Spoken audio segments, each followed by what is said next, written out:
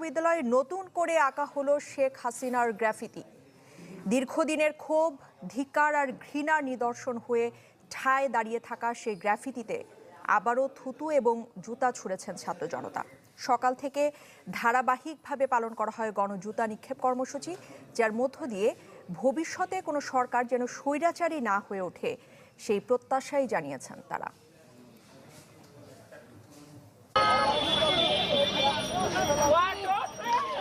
রাজু ভাস্কর্য সংলগ্ন মেট্রো রেলের এই পিলারের নাম ঘৃণাস্তম্ভ হলেও শুধু ঘৃণা নয়, রাগ, ক্ষোভ, হতাশা সব যেন উগড়ে দিলেন ছাত্র জনতা।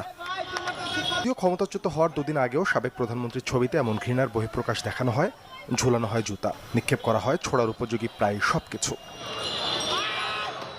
কিন্তু বিশ্ববিদ্যালয় কর্তৃপক্ষ শনিবার রাতের আধারে মেট্রো পিলারে শেখ হাসিনার এই ছবি মুছে ফেলার চেষ্টা করে। এর প্রতিবাদে আবার ছবি এঁকে তাতে জুতা নিক্ষেপ কর্মসূচির আয়োজন করে বিক্ষুব্ধ শিক্ষার্থী।